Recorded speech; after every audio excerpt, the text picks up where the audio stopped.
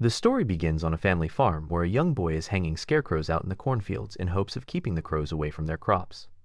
As he is putting one of them up, he sees the one to his left move a little bit, and he is a little freaked out why the scarecrow could be moving. He inches closer to the post and then he notices that the scarecrow has claws on its feet, and it's not a scarecrow at all. He then takes off running towards the house, but the creeper jumps on him before he can get out of the cornfield. Both his brother and dad can hear what's going on, but can't see a thing. They run into the cornfield as they hear Billy screaming because the creeper is dragging him through the field. The father and son try catching up, but they are too slow, and then the creeper flies off into the distance with Billy in his arms. Taggart, the dad, is heartbroken, and he's going to do whatever it takes to get revenge on the creeper. Next we jump to a bus full of high school students that are driving home from their state basketball championship game they just won. One of the players, Scott, is butthurt because he didn't get much playing time, and he likes to blame everyone else for his failures and not take accountability. As they are on the highway, they get a flat because some sort of weird homemade bone device completely blew out one of the bus's tires. Back at the farm, Taggart and his son Jack are looking in the cornfield for any evidence or clues the creeper might have left, and they find a knife that belonged to the creeper that they want to use to kill it with. It has some sort of magical powers, and can telepathically move to whatever direction the creeper is. Back on the highway, the bus driver tells the coaches that they can probably still make it home, as there are still 5 tires on the ground, so they pack everyone back up in the bus and get back on the road. Meanwhile, Taggart is using the knife he found from the cornfield and is going to make a homemade harpoon with it that he plans to use to kill the creeper. The students are heading home on the bus, and one of the girls, Minxie, is sleeping, and she has a dream about Derry from the first Jeepers Creepers, and he is telling her to watch out because the creeper is on the prowl. She then sees him throwing one of the homemade bone darts, and he once again blows out another tire. But this time, they aren't going anywhere, because that is 2 tires on the same side, completely toasted. The creeper has incredibly good accuracy. If we are being completely honest, he'd be great at real darts. Everyone gets off of the bus so they can wait for help to come, and whenever one of the coaches is laying flares down on the ground to signal any other cars approaching, the creeper comes from the sky and grabs him and flies off with him. No one else directly saw it, but he is gone, so everyone starts freaking out and they all get back on the bus because they have no idea what they are dealing with. The bus driver is next and she gets taken into the sky, but this time, everyone saw her get snatched from above. The last adult left, the head coach, is trying to calm everyone down, and then the creeper comes and takes him for dinner next. Obviously, all of the kids are completely freaking out and have no idea what is going on. They close and lock all of the doors and windows in hopes of keeping the creeper out. Taggart is listening to the radio, and he hears that the students are trapped out on the highway, and he grabs Jack and tells him it's time to go. Because Taggart knows it's his chance at killing the creeper. Minxie is looking out the windows, and she sees the creeper on the bus door smelling them, and everyone flocks to the back of the bus. The creeper then shows his face, and he is trying to smell which one of them he wants. Remember, he eats body parts of humans to regenerate his own, and it makes him stronger. He goes to the back of the bus and starts sniffing around, and the kids are in a line, and he sort of tells them which ones he wants to eat. His eyes get really big for DeAndre, and then he licks the window and shakes the bus so the screws come out of the door, and they are locked inside. Minxie then becomes possessed. But really, this is their way of showing exposition, because she sees Derry from the first movie, and he tells her how it gets to eat for 23 days every 23 years, and then he goes back to sleep, and he is on the 23rd day of his current cycle, and that is why he is so hungry for flesh. Minxie then relays all of that information to the players, and she tells them the creeper was choosing earlier which one it wants. DeAndre pretty much shitting his pants when he hears this.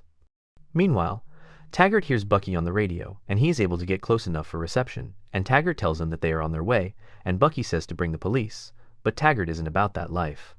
He wants to kill the creeper once and for all, and he knows police won't be able to do much to help out anyway. The high schoolers think they are safe because someone is coming, but then the creeper shows up and grabs Bucky's head through the roof of the bus and tries to pull him up. But Rhonda is able to stab the creeper in the face with a spear that they had, and he drops Bucky. The spear went straight through his head, and he has to rip off almost half of his face to remove it, but now he's going to need a new head.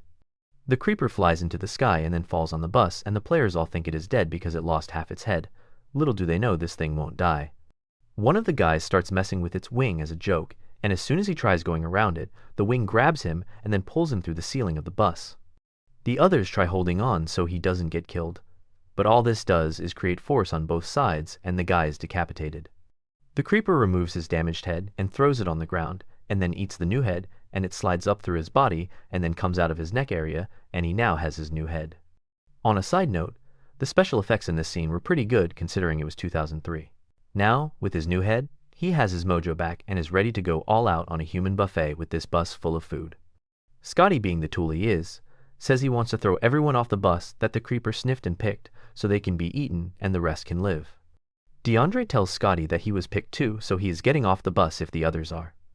Everyone on the bus decides to get out and start walking in hopes of finding a farmhouse with a phone, and whenever they start walking, they see the creeper in the moonlight staring right at them, and when they try running back to the bus, the one guy inside won't let them in, so they all start sprinting off into some farmland. The creeper throws one of his homemade knives at Scotty and nails his arm to a tree so he won't be able to go anywhere. DeAndre tries to help him out and remove the knife from his arm, but as soon as he takes it off, the creeper swoops in and flies off with Scotty. Taggart and Jack are driving, and they come across Minxie, and they tell her to get into the truck and take them to the creeper. Minxie tells him he won't be able to kill it, but Taggart said he is going with or without her help. Minxie tries explaining that this is his last night to eat before he goes to sleep for 23 years, and he's trying to get as much in him as he can. Back near the bus, Bucky makes it back and the guy lets him on, but then the creeper grabs him through the ceiling of the bus once again. Luckily, Taggart shows up and shoots the creeper with his homemade harpoon. He hits him square in the chest, but the creeper is too strong and starts dragging the whole truck with him. The creeper is able to remove the harpoon from his body, and he throws it back down at the truck and almost kills Jack, but it barely missed. The creeper starts diving down at them again, and Taggart shoots him with his backup harpoon, and once again, he hits him. But the creeper is too strong and he is able to crush the bus and the truck like it is nothing. The creeper won't go down easily. Izzy, Rhonda, and DeAndre are still running around the farmland, and they come across an abandoned truck, and they hotwire it and start speeding away. But the creeper is flying in fast, and we know how bad he wants DeAndre for dinner. Izzy tells DeAndre to get down, and he slams on the brakes of the truck so that the creeper flies all the way through the windshield. DeAndre survives the crash, but he is badly injured. He thinks the creeper is dead, but then he sees the creeper missing one of his wings, and then the creeper starts jumping at him with only one leg and one arm. He lost them both in the crash, so he's gonna need new ones. The creeper jumps on DeAndre and he tries to hold it off as best as he can, but the creeper is just too strong.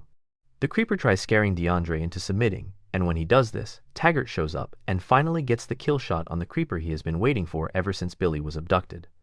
The harpoon went straight through the creeper's head, and while he looks dead, he is still alive. Taggart then continues to stab it multiple times, as he is letting out all of his frustrations for losing his youngest son. Minxie tells Taggart that he isn't dead, and his time just ran out for this cycle. The creeper's mask closes on his face, and we can tell he is not going to let this go when he wakes up next time. Next, we jump 23 years later, and Taggart and Jack are showing the creeper's body off as an attraction to anyone who will pay $5. Some young kids come check it out, and they ask Taggart if he is waiting for something, and Taggart tells them about 3 more days, give or take a day or two. He is waiting for the 23-year cycle to start again so he can kill it for good when it wakes up. And that is how this one ends. Any other movies or shows I should do? Let me know in the comments below.